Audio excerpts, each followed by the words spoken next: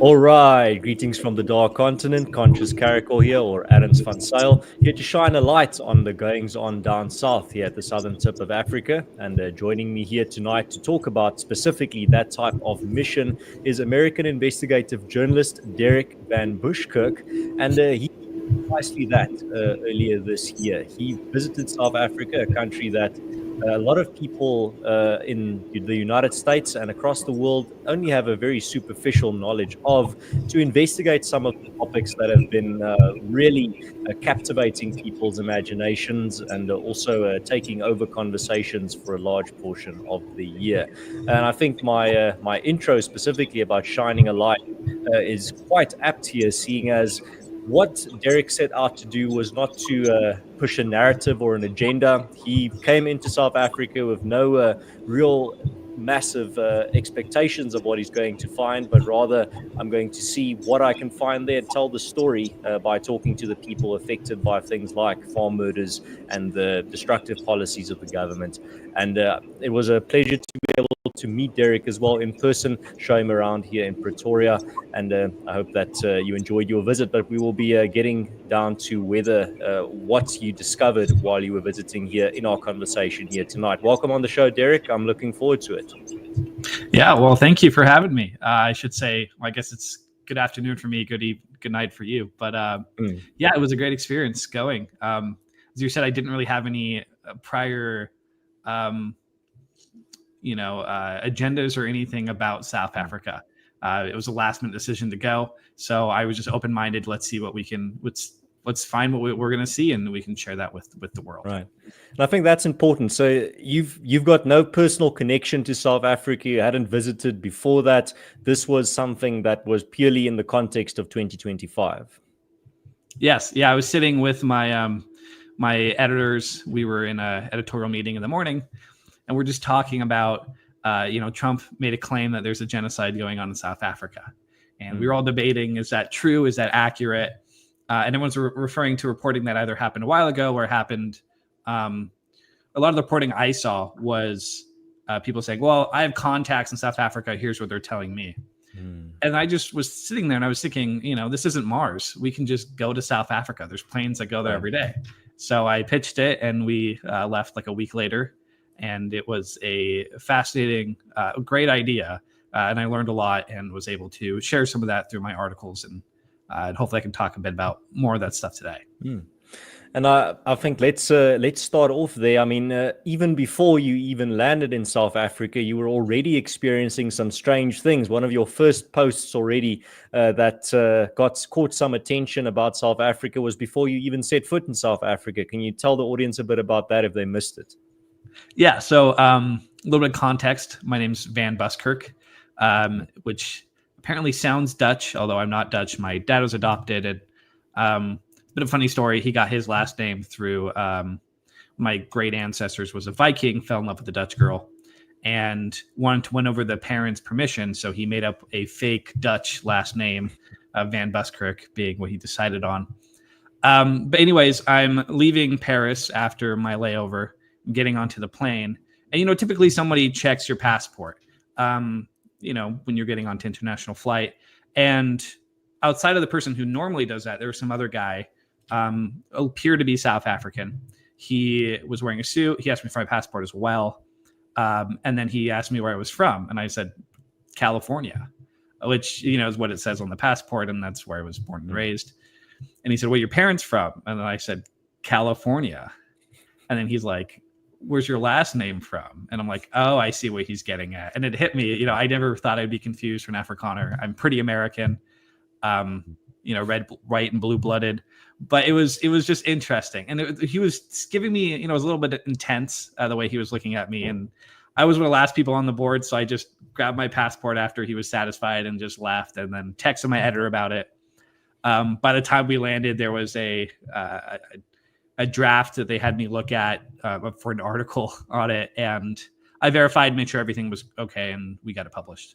So that was a very interesting story. I tweeted about that as well on X, and then published that article, and it caught on pretty quick. A lot of people responded to it.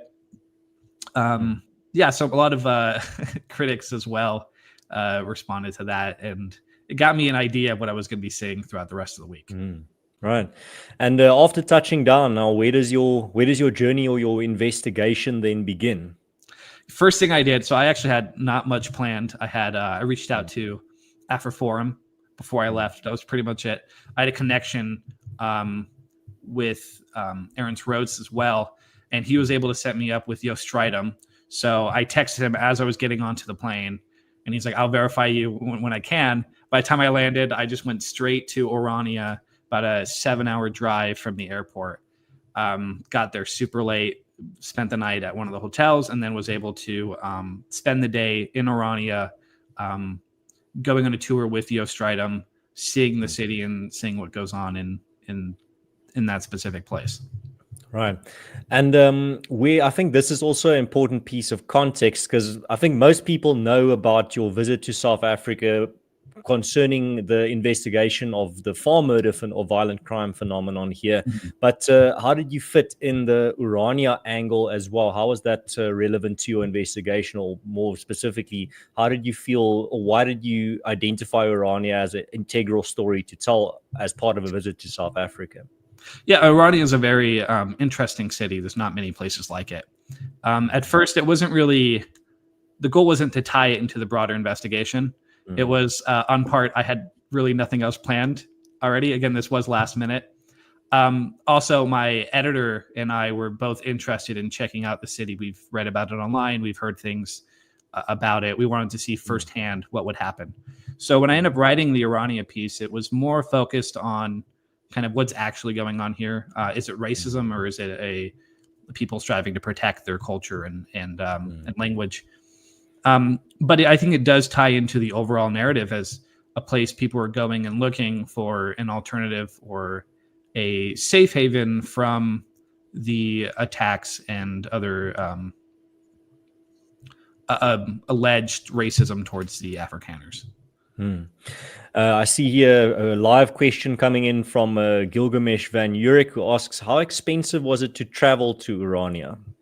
Let's see. The traveling wasn't super expensive. The whole trip cost me, actually I paid out of pocket. That's how interested I was in finding out, the truth, what was going on.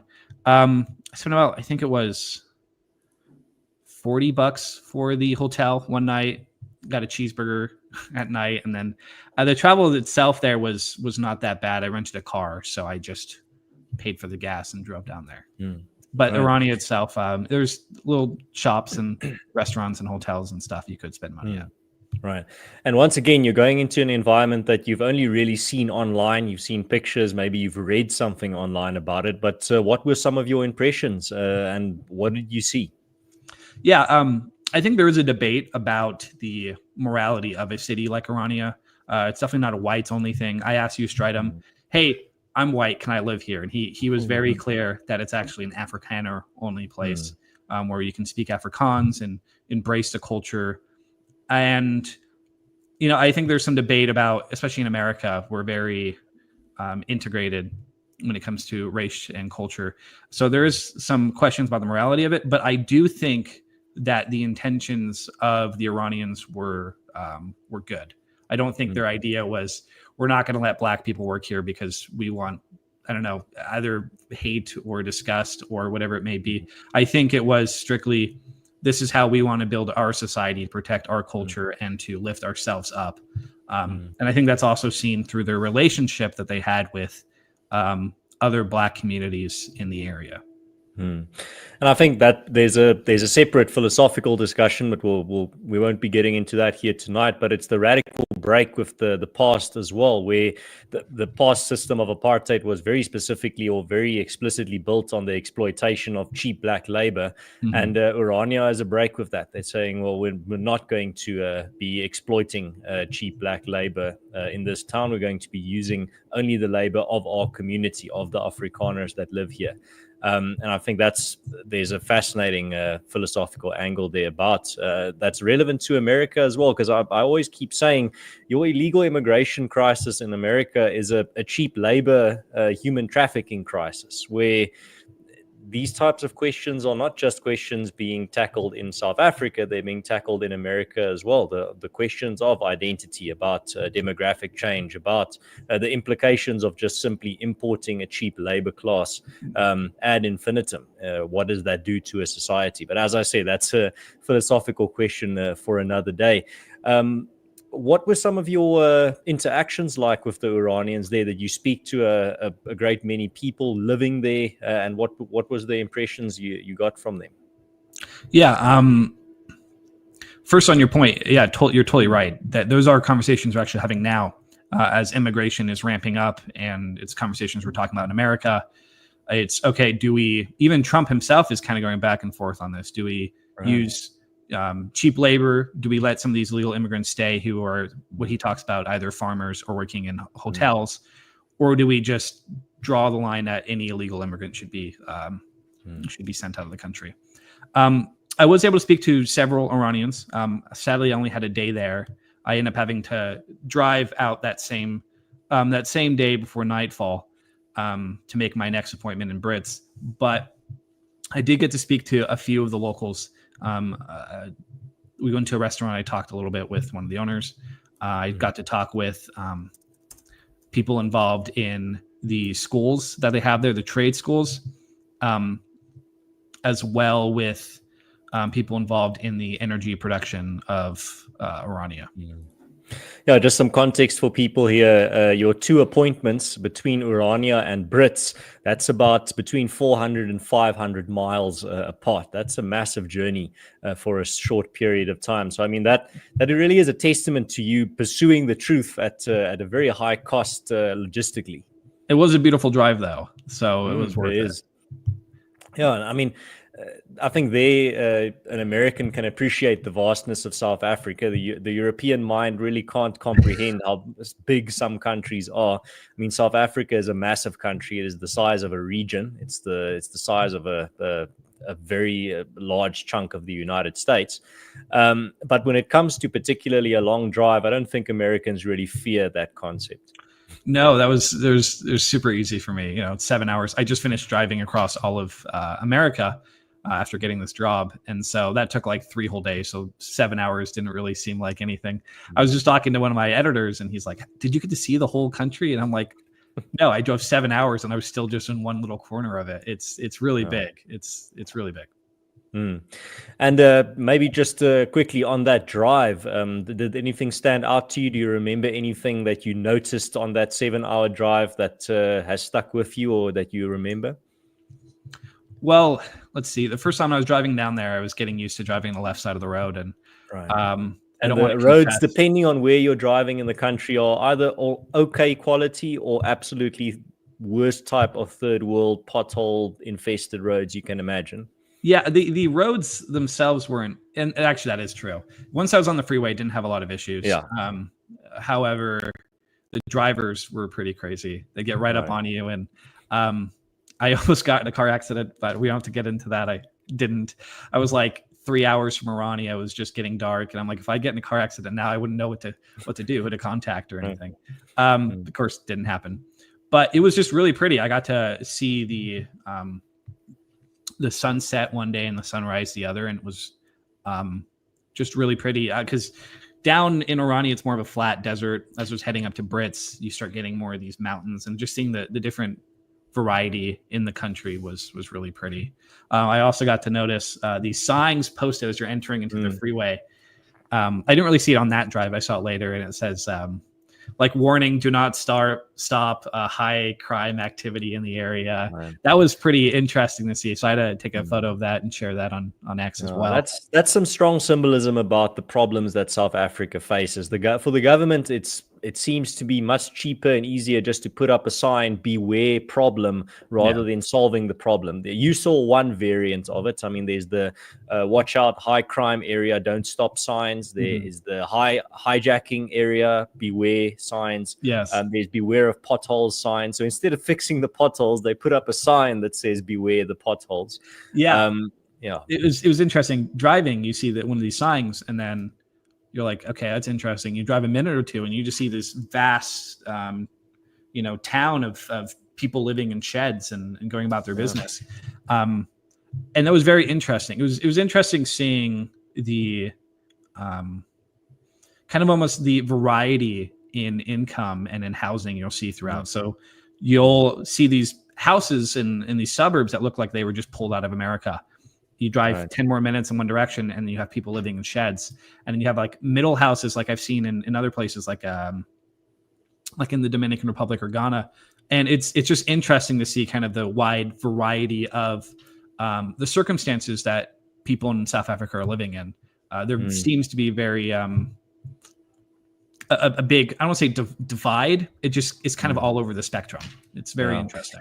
And it is a country of paradoxes. I mean, it's simultaneously one of the most beautiful countries, but also you'll see some of the most horrific scenes as well. And then when it comes to poverty, unemployment, these things are real massive issues in the country, but you also see massive wealth. Absolutely, the wealth disparity that you see on display is one of the paradoxes in South Africa. When it comes to also particularly the government of South Africa, a lot from what you see, as I said earlier, is there's a lot of symbolism in the ways in which it solves or tries to solve or creates the illusion of solving problems. So on the one side, it just puts up signs for you to be aware of some of the problems. But then also you see just the failure around you of the massive unemployment rate, the massive poverty rate. And these are issues that as apartheid gets farther and farther into the rearview mirror, at some point, really the critical question needs to be asked: where does the ANC's legacy start, and where does the legacy of apartheid end? I don't think anyone is denying that apartheid had a massive effect on the country and on the South Africa that you see today. But the ANC has been in charge of South Africa for 3 decades now. And for example, some of the issues that have arisen under the ANC have been issues that have been going on for a long time. I can't remember if you experienced it, but the electricity crisis, the on and off electricity crisis that South Africa is experiencing with rolling blackouts, that started in 2007. So that's 18 years ago that South Africa's electricity crisis started, where rolling blackouts started. I still remember when it was announced for the first time. I was on my way to school, and I remember hearing it over the radio when they announced that there's going to be rolling blackouts in the evening. And that's a problem that's persisted now. The problem is old enough to vote, to put it another way.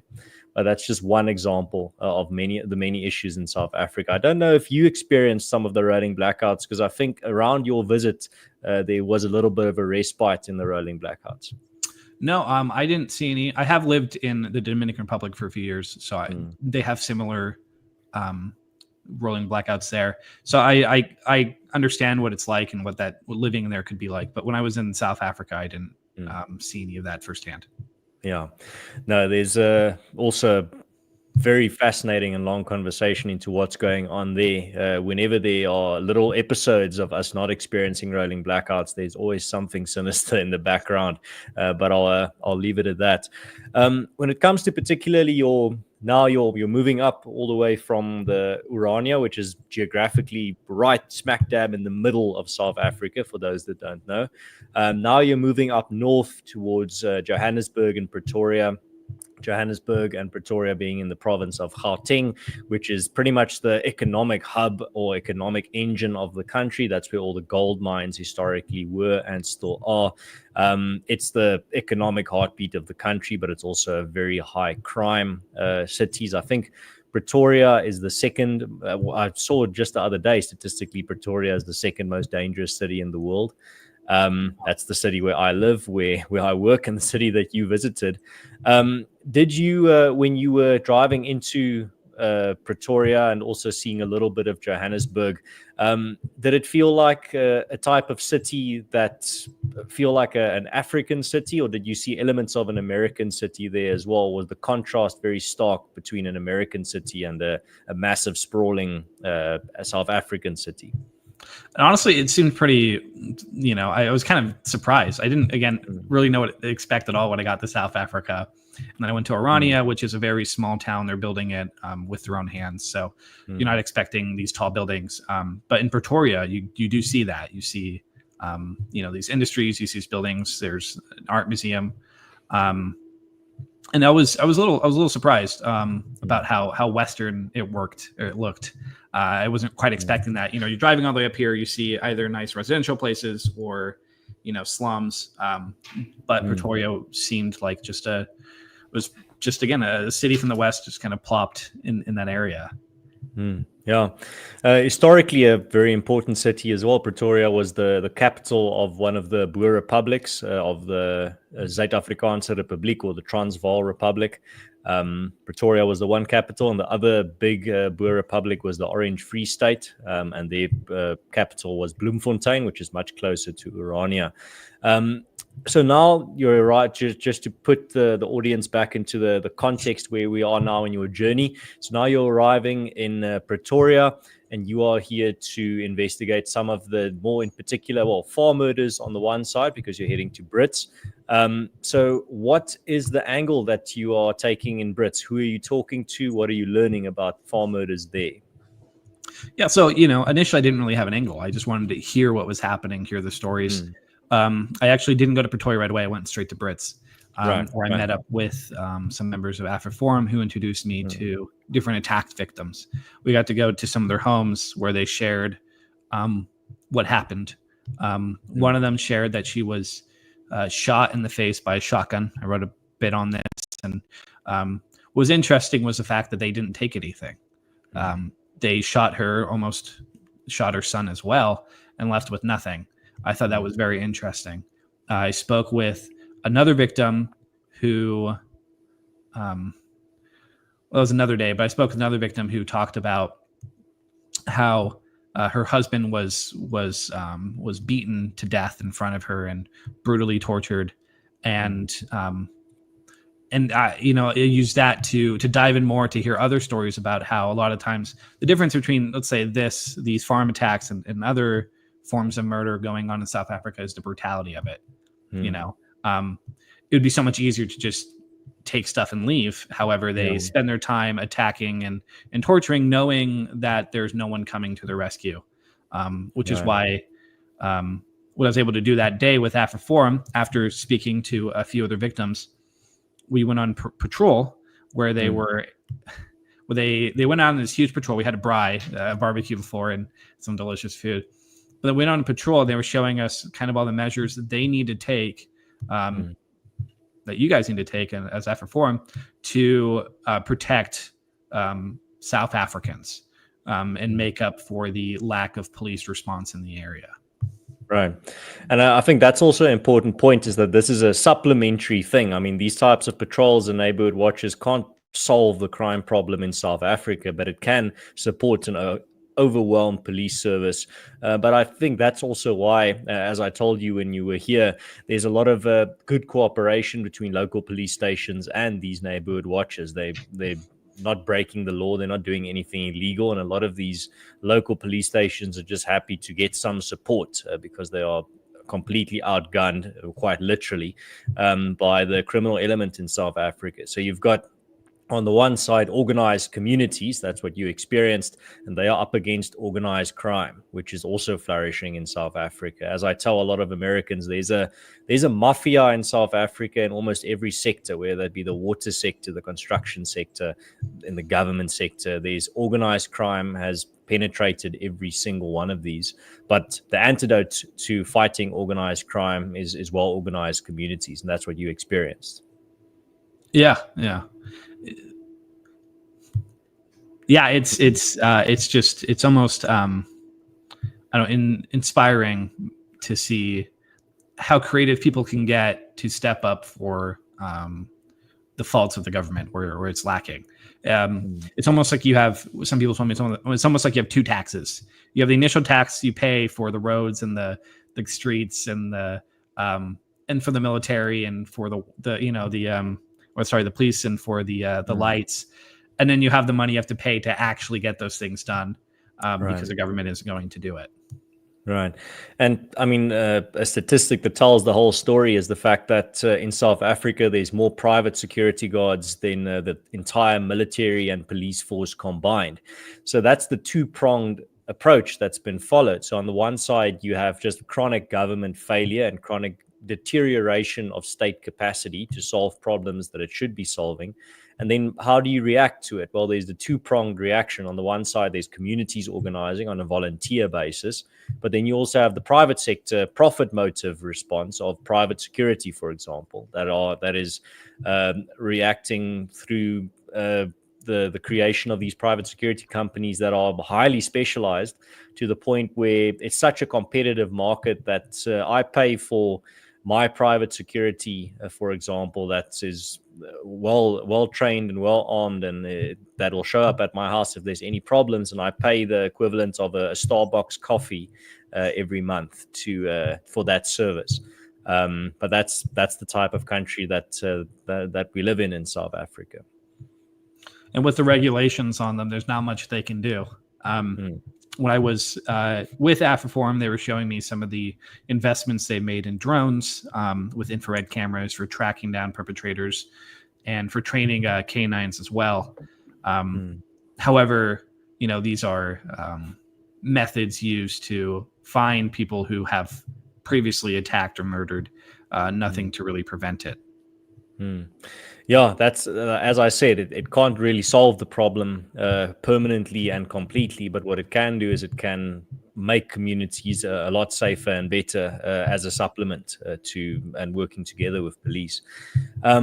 Something else that I also wanted to ask you, Derek, was so you went out on patrol with these volunteers from AfriForum, but then you also visited AfriForum head office, or AfriForum headquarters, where not only these neighborhood watches are coordinated from, but also our branches network. So that's how AfriForum do what we do. We're for those that don't know, a community organization, a community-based solutions organization with over 315,000 members, and those members are donating members, so they donate a small fee to AfriForum every month, and we use that to fund a lot of these community-based solutions. So on the one side, we've got the over 170 neighborhood watches all across the country, but also about 170 branches that identify problems in their community. They organize volunteers in their community, and then they solve those problems. Everything from filling potholes to planting trees, picking up litter, cleaning streets or rivers, painting street signs, maintaining infrastructure, and increasingly so in regards to what they are able to do and the capacity, the capacity that they have to do what they do. But then I invited you to AfriForum HQ to come see where all of this is coordinated from. What were some of your impressions from that visit? Yeah, I mean, I had a great tour guide. Thanks for showing me around. I knew that AfriForum was a neighborhood watch group. As I said, I spent the night with them the night before, or a few nights before, but I didn't expect that AfriForum was getting involved in creating movies in Afrikaans, or were involved in the school systems, or that they had specific people designated to work on proposing water policy or energy policy, and getting involved in immigration and a bunch of other nuanced, specialized positions for the country. I thought that was interesting. I didn't expect that. And so as you were showing me around and introducing me to everybody, it was interesting to see how wide range AfriForum is. We drove past the university that AfriForum works with, that allows Afrikaners to come in and to learn practical skills that they can use in their trades. And what I also wanted to talk to you about specifically is so you've written, if I'm correct, 3 pieces so far in South Africa, right? Maybe 4, yeah. Let's just see maybe just give a little bit of a crash course on each one of those if someone in the audience wants to go read them after this conversation. Yeah, I think the first piece I wrote was on Orania. Do you remember what the title was? Just roughly. It was something about if it was a city of refuge or racism, kind of tackling the perspective of the people who live there and the controversy surrounding it, and what Orania has to say about its existence as a unique, separate city. Actually, I have it here. I just saw, I did include it in the description. So the one is, you wrote Inside Irania, South Africa's whites-only town. and then the other title, and then there's a tagline on it, or the sub title was on the refuge or racist. And then there's the other one, shot in the face and robbed of nothing. South African woman shares her horror story. And there's another one I forgot to add into the description, but it's actually the one that I really wanted to talk to you about because I think it poses the most interesting idea. And that one's title is A Warning, What South Africa Can Teach Americans About Preserving Their Freedom. If you don't mind, can we dive in a little bit there on what's your thesis with that article? Because that goes a bit more into the big picture rather than zeroing in on a single issue. Yeah, this was something I didn't really plan on writing even when I was there. It was just in almost every conversation I've had with somebody, everybody hinted at the idea that America was next. You know, what's going on in South Africa may be different, but it's not new. These are ideas that have moved its way into the United States. The term for that is South Africanization. So what I read about in the article is that this was a kind of globalist term to show the UN's success in rebuilding South Africa post-apartheid. Even Obama was a fan of this idea, showing, hey, South Africa is a success story. We can be like this. But as these ideas were tested in South Africa and eventually made their way across the pond to the United States, we start seeing South Africa slowly falling apart. And we start seeing the fruits of these ideas being brought to bear in the country. And it makes us think, okay, if we're following these ideas, what's next in America? Obviously, we have different history than you guys. We have different culture. We have different race makeup. But these ideas have shown in other parts of the world that they are harmful. One of the things I touched on was there's so many, the education system, right? Reading through some of these words used about racial justice, you know, the erasing of history, like the idea, right? In America, it was a big part of, I remember I was in high school, they started throwing down all these Confederate statues because these guys were slave owners and they were questioning, what should we keep, what should we not keep? It was interesting to see that idea actually originated in South Africa. Right, that's correct. Maybe for those that don't know, can you just give that a quick explanation on how that happened? In America or in South Africa? What you learned on where it started in South Africa and how it started. I'll add anything if there's any gaps in what you learned. It started, I believe, in Cape Town. A bunch of students saw a statue. I don't remember who it was. Cecil John Rhodes. Yes, Rhodes, and he was and he was I don't know if he had slaves, but he was deemed as a white supremacist. He was an imperialist figure. I mean, he was pretty much the symbolic face of the British Empire in South Africa. Yeah, and so instead of learning from the past and moving on to the future, even if you want to move away from those ideas, that's great. They wrote a bunch of literature on why the statue should be taken down. And it was interesting reading through this literature. It looks like something that my friends would send me from some of their universities in the States, and to see that originated 10 plus years ago in South Africa was fascinating. Eventually, that made its way over to America. We started taking down statues without realizing or having a place to put it. It was interesting. In Orania, they have a little section on a little hill there with a bunch of these statues that have been taken down across the country, including previous South African politicians, from the 20th century. Yeah, and it was kind of almost poetic to see these statues seeking refuge in Orania, where many of the people, the residents, view themselves as refuge as well. And so that was just one of the things that I noticed between South Africa and America, was just this idea of erasing our past and adopting the postmodernist anti-racism effects, like BEE,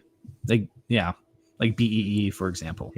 So Black economic empowerment policies, it has nothing to do with Black economic empowerment. It has everything to do with creating a new racialized elite in South Africa, which it has done very effectively.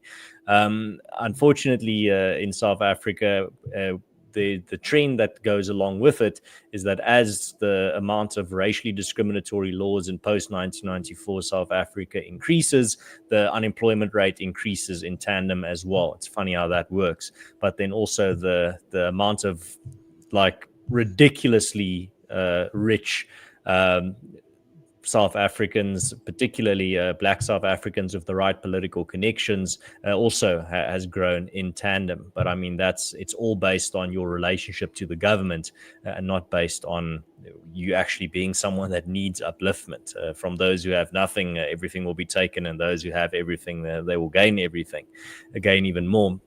So I have the article here in front of me, but I also wanted to point to specifically the Expropriation Act that is threatening private property rights in South Africa, where it was signed in 2025, and it gives the government the power to expropriate, confiscate property in South Africa from private citizens without paying anything for it. And for some people, that's not a threat at all, but for some others who are a bit more sober and woken up and not maybe drunk on ideology, we realize that the right to private property is at the very core of freedom. And I think as an American, you appreciate that sentiment as well. Amen. Yeah. What was interesting, before I dive into that, I think there's some cultural background necessary. In the West, in America, we have a very different way of looking at private property than a lot of other places. The way we see it is, okay, this is my property. It belongs to me. I have the title. I have the deed. I can do what I want with it. But in a lot of some other cultures, like some of the tribes in South Africa, it belongs to the king, and the king will have the chiefs will give it to, let's say a family gets married, they can have this set of land, but it still belongs to the king. And so what you see happening is these different cultures, right? Everyone likes to talk about, every time when I got home, everyone's like, so is it like racism? Like what's going on there? And it's a lot more than I think just race. You have these different cultures and even amongst the race, right? These different cultures who have thousands of years of difference in their basic understanding of things like private property. And seeing them work together, or in this case, not working together, leads to a lot of these conflicts. And so just right off the bat, right, you have different groups in South Africa looking at private property differently. We have in the United States with the idea of the Fourth Amendment, which is that the government can take your property for a reasonable reason. Let's say they want to build a road or something, but they have to pay you what it's worth. The expropriation. That's not expropriation without compensation. That's expropriation with fair compensation. Exactly. And so with the expropriation, they said, okay, well, we can't pay you nothing, but we could pay you null. We could hypothetically take your land, and then we could, as you said, and it wasn't even take your land and give it to some underprivileged Black family. It was to lease it to the Black family. And the reason that that's a bad idea is not only because these people haven't really been trained in farming yet. Again, they could learn that. But they don't even own the land. It still belongs to the government. So all of a sudden you have these people who can't lease their land.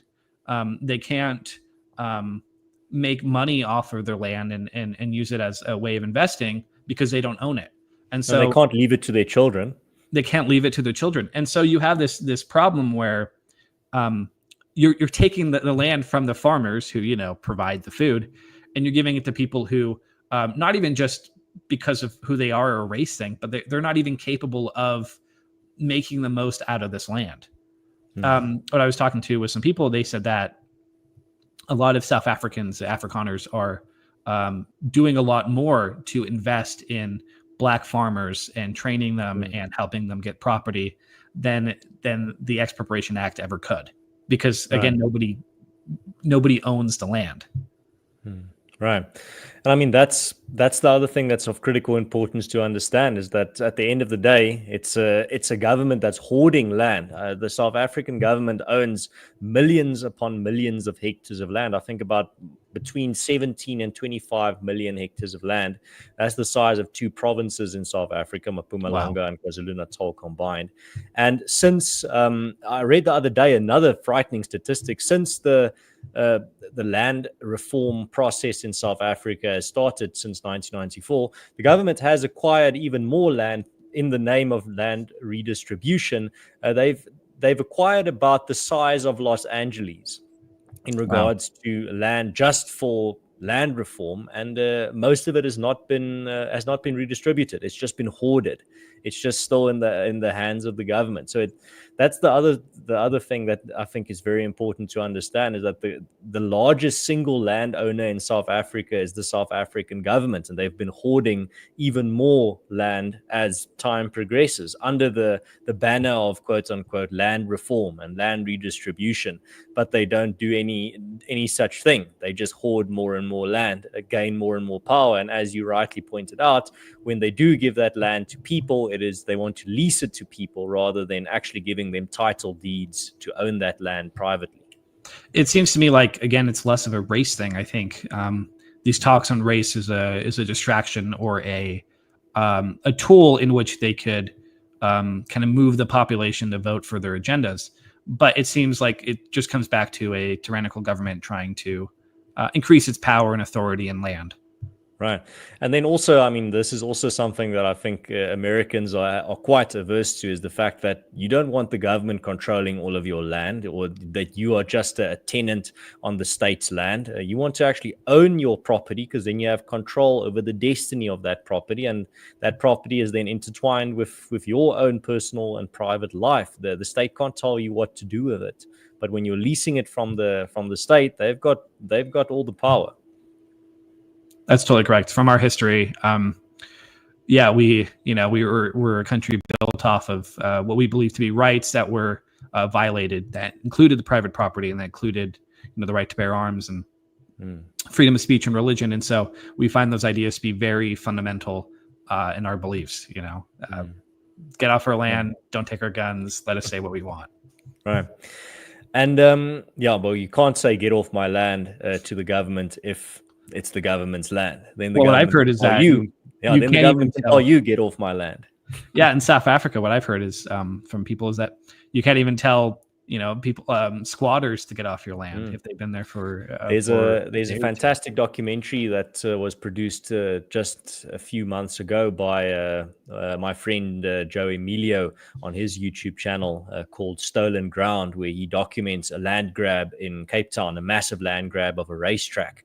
And a part of the documentary is detailing the nefarious legislation, the PI Act, which empowers these illegal land grabbers and disempowers private property owners. So what you're describing there is absolutely true. I mean, the criminals in South Africa have more power than the lawful citizens that are private property owners.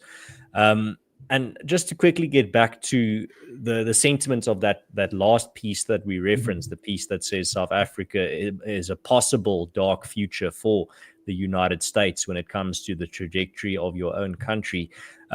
I've often said that South Africa is, if Afghanistan is the graveyard of empires, then South Africa is definitely the laboratory of empires. And as you correctly pointed out, things like the toppling of statues that are problematic started here, but many other trends and policies have also been pushed to a larger extreme here, and then they start, the seeds are planted in America. I think the levels of racial discrimination against the white minority in South Africa is something that is something from the wildest dreams of some Democrats in the United States, if you listen to what some of their policy proposals entail. Oh, totally. We have, who was it? One of the candidates for New York Mayor, Mamdani, has been criticized as of late for, on his website, it says that they wanted to tax the more wealthy, wider neighborhoods more. So racialized taxation. Yes, he would claim it isn't, but a lot of people see it that way. But yeah, these are ideas that I think have, I think a lot of people point at them starting in the universities, and I think there is truth to that, but they had to be somewhere before. And I think a lot of them have actually came from what was tried out in post-apartheid South Africa, probably pushed on globalist agendas like from the UN and these agencies. Tried there. When they didn't immediately fail, they were shipped to America, where they are being tried today. And I think a large portion of America is shutting it down. So hopefully we don't, no offense, end up where you guys are now. Right. Well, there's good news and bad news regarding that as well. I mean, on the one side, yes, unfortunately, your country can possibly go down the route of South Africanization. But the good news is that when it comes to if your country goes down the route of South Africanization, the antidote to South Africanization is already being developed in South Africa through a lot of these community-based initiatives that you witness. So we're already doing the trial and error, and you can learn from both our successes and our mistakes. I just want to read two comments here before we continue. Sideline Opinion says AfriForum cannot protect everybody, but they make a huge difference. Yes, we protect as many people as we can through our Neighborhood Watch network. I wish we could protect everyone, but we're increasingly protecting more and more people through that model of community defense and safety. So I'm very glad to be able to be part of that.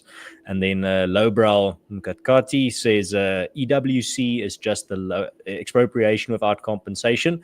It's just the localized version of you will own nothing and be happy. No wonder the World Economic Forum superfan Cyril Ramaphosa, the president of South Africa, was at the helm of pushing it through. Absolutely, 100%. You're on the mark there. So also then, Derek, I wanted to ask you in particular the context of 2025. South Africa for a long time was in the crosshairs of the Trump administration. How did you as an American experience that episode? I mean, there's so many things that are taking center stage domestically at the moment in the United States, but for a brief moment in the bigger picture, South Africa was the talk of the town politically. How did you experience that as an American? It was very interesting, right? A lot of, man, I picked the weird time to be a journalist. A lot of stuff has been happening in America since January with Trump's inauguration.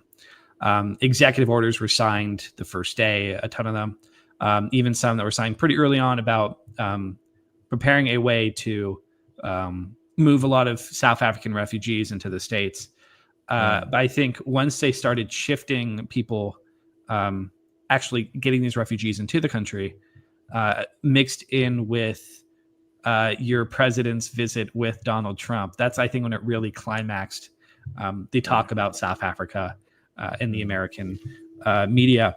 You know, Trump had your president over and then showed him a bunch of photos and news clippings of what was happening in South Africa. Right. Dim the lights.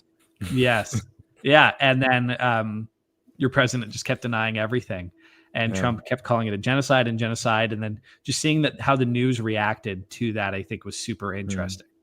Right. Everybody was talking about it, but it didn't seem like anybody was actually reporting on it, which is why I found it interesting to go and to actually look firsthand. But it was super interesting. A lot of people, again, I was saying, even in our newsroom, we were talking about this. Okay, are his claims justified? Is this actually what's going on? Right after I got back from South Africa, the news about South Africa started to die down a bit. I guess I should have gone a bit earlier.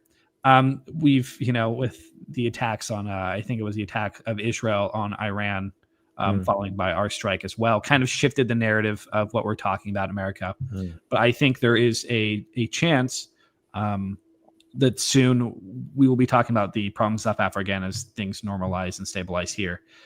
Just like any other country, you have to make sure that everything is going on well within your own walls before you can start helping others. Right. And I think to get to the core of your central question, what you were investigating, is Trump right about South Africa, particularly the genocide claim? I think there's, as I told you when you were here, there's two disturbing questions that really deserve an answer regarding that topic. The first question is, well, does farm murders, if it's not, does farm murders only warrant attention in South Africa if it is at the level of, for example, the Rwandan genocide? If it's at what point does farm murders then warrant the world's attention? At what point are you allowed to be outraged about it? And at what point does it not constitute normal crime, quote unquote, normal crime anymore? I think that's an important question to be tackled. I don't accept the standard of normal crime that has been pushed by many people, especially our president as well, saying that these murders where elderly people are tortured to death, or children are murdered in brutal ways, and nothing is stolen, or a cell phone is stolen, or the only thing that's stolen is the car to be used as a getaway car and dumped next to the road. I don't accept that standard as of normal crime. And then the other disturbing question that also deserves an answer, or deserves to be tackled, is the fact that when people on the outside looking in, like Americans taking an interest in South Africa, if they are on the outside looking in, seeing chants like "kill the Boer, kill the farmer" being done by hundreds of thousands of people 100,000 people in a stadium, all chanting about murdering farmers, they see the brutality of these crimes. They see the politicians that romanticize and encourage these crimes, as was put on display in the White House. And they see the denial of the South African president saying that these crimes are not happening, this problem doesn't exist. When outsiders looking in look at all of these things and they conclude, well, this looks like a genocide to us, what does that say about those within South Africa and outside of South Africa that say this is just normal crime? This thing that so many people, when they look at it, they say this looks like a genocide to us. Then other people just look at it and say, oh no, that thing that looks like a genocide to you, that's just normal crime. That's just a normal weekday in South Africa. That's the other, I think, uncomfortable question that needs an answer, is what does that say about those people that try to just write it off as this is just normal crime, this is just run-of-the-mill South African brutality? Yeah, I got a lot of different perspectives when I was in person, but I think some of the most wild responses I saw were online when I was tweeting about what was happening to these people. You know, them sharing their firsthand accounts of their attack, and you get comments and they're saying, "Oh, that didn't actually happen, but also Right. she deserved it," or "They should have gone for the wife as well." Seeing things like that right along with, "Oh, there's nothing actually happening in South Africa," was very interesting. And to your point, I think the brutality has a big part to do with it, right? There are more black people dying in South Africa than the whites or the Afrikaners. They also make up a bigger portion of the population, and it seems to be black on black crime. And it seems to be in the cities and less of a drawn out torturing method. There's also no politicians in South Africa actively encouraging the murder of black South Africans based on their identity. That's correct. Yes. So just, hearing these chants, again, I didn't see any in person, but seeing these chants online from political leaders, and why was there one of the universities, I believe, was also recorded chanting that as well. It's just wild to see. Yeah, absolutely. While you were here, there was an incident of "kill the Boer, kill the farmer" being chanted on the campus of Northwest University here in South Africa, on a campus where many Afrikaners and people coming from farming communities are studying. Yeah, and then I got people from like Cape Town who I wasn't able to speak with in person, who were reaching out and saying, "Oh, there's actually nothing going on. You're people are overreacting." And it was just interesting to kind of see those who are kind of living in it versus the mentality and thoughts of those who are kind of a bit more distant from these problems. Right. What I was getting from a lot of the people I spoke to in person was, as far as the genocide goes, a lot of them would say either that it's semantics. The word genocide doesn't really need to be used to address that there is a problem that needs to be fixed. And other people would focus on the fact that genocide is a process, and that that South Africa is on, I believe it was step 8 or 9 of that process. There is a what do you call it? A step-by-step spectrum, or not spectrum, but a process in regards to the steps or stages of genocide. People can go look it up if they want. It's actually quite interesting.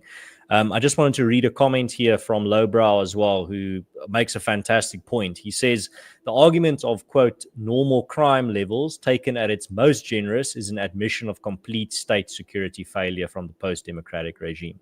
Yes, if this is all just brutal but normal crime, then it is just a absolute horrific, humiliating failure by the government. If that is your standard of normality, the things that you witnessed here in South Africa, the levels of brutality that you heard the stories of firsthand. Yeah, I actually totally agree with that comment. I think that's what I saw more than anything else. I was treated well. I saw a lot of blacks and white locals shopping together, getting along. And it was many of the for example, had one of the hotels I stayed at, one of the guys there who's black was like, hey, you probably shouldn't go out at night. And if you do, don't go to these areas.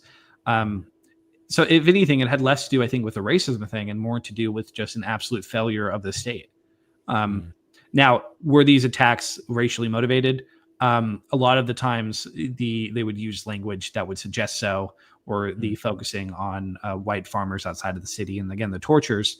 But I think what it really does come down to is a complete lack of the state doing its jobs. A lot of these people doing these are immigrants. And so you could say, okay, well, this problem originates from outside of the country. And even if that's true, it's like, okay, well, why is there not a border? Why is there not people enacting these laws that do exist and that are on the books?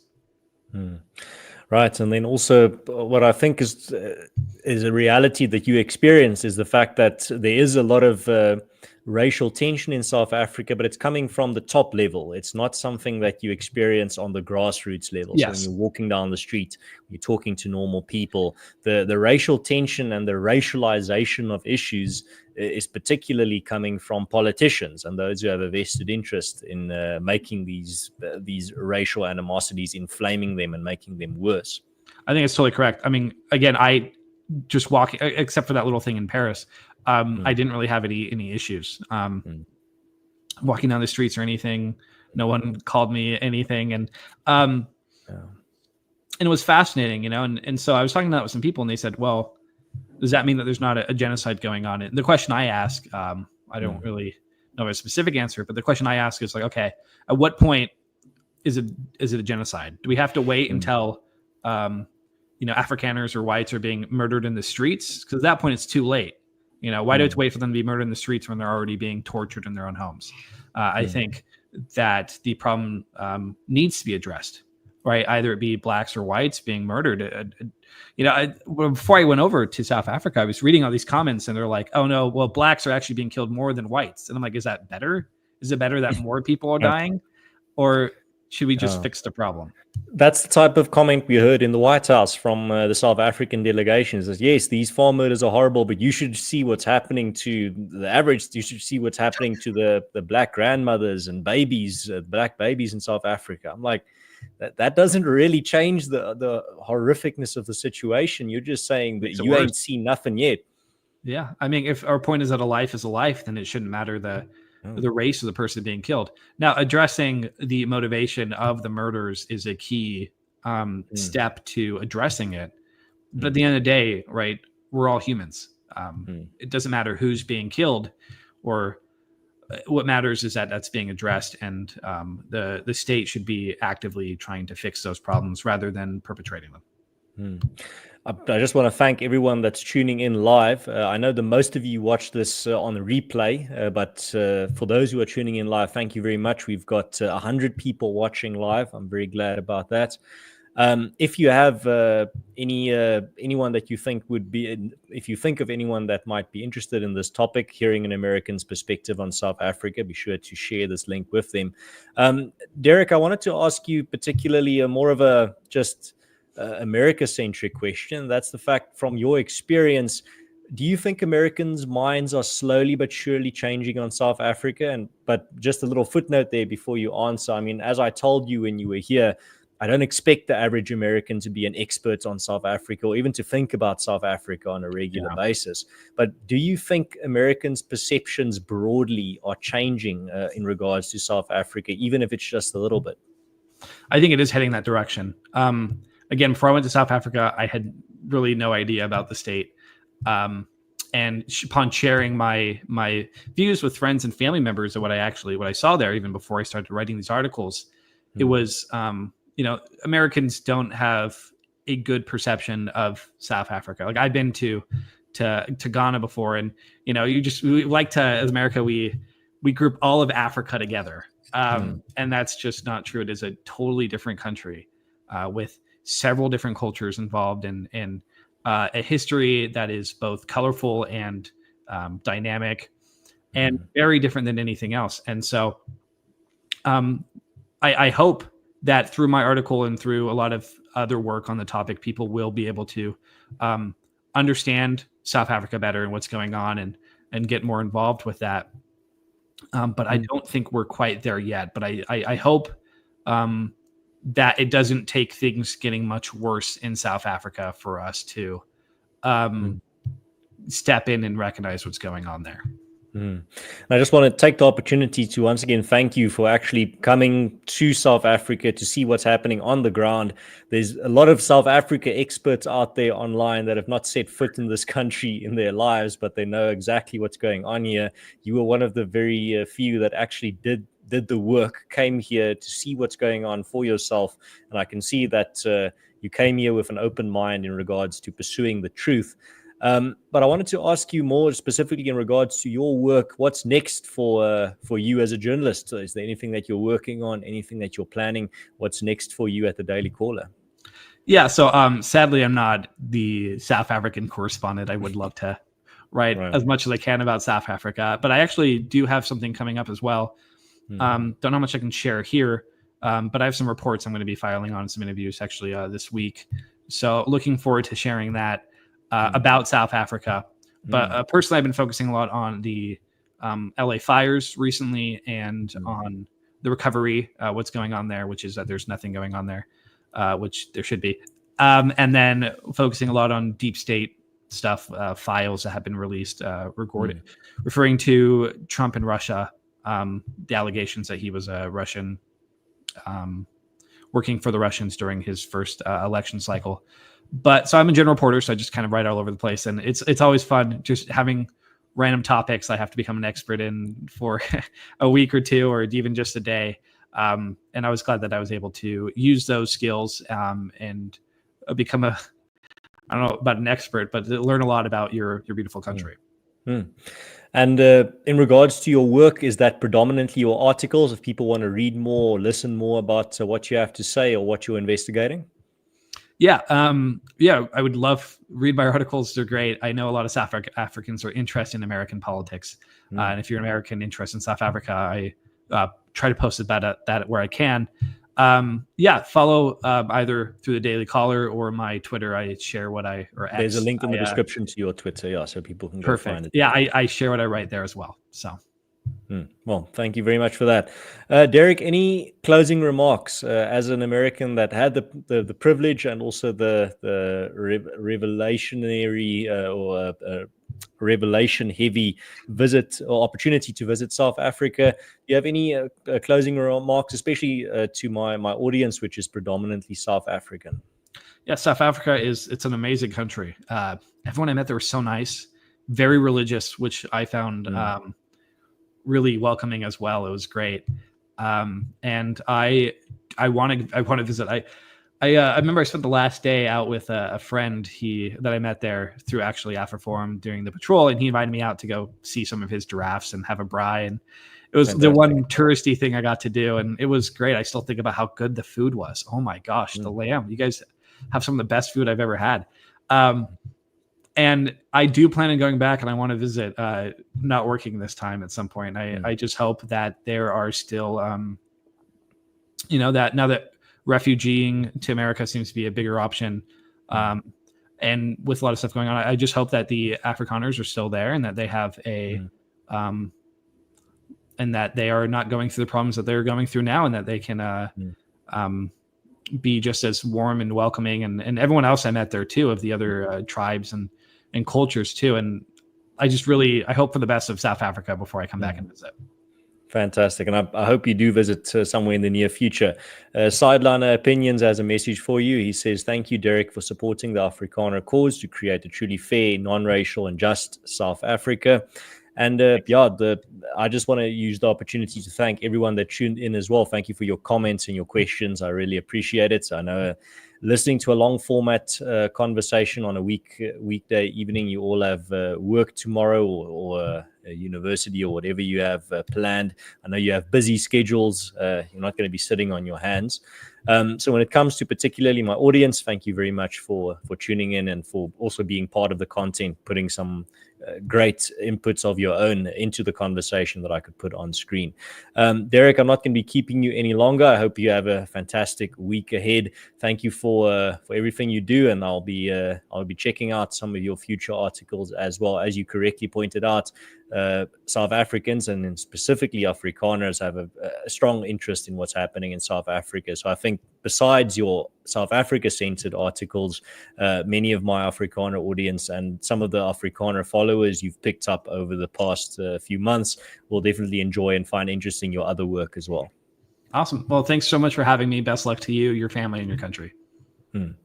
All right. And thank you, everyone, for tuning in. I'll see you next week. I will be talking to Jacques Broederijk of AfriForum about community organization. So you can look forward to that next week at Tuesday at 7 o'clock. We'll be talking. The title of the episode is Organized Communities versus Organized Crime. And I see everyone here is saying good night. Thank you very much for all the nice comments. I really appreciate it. Cheers, guys. Have a good one, and God bless.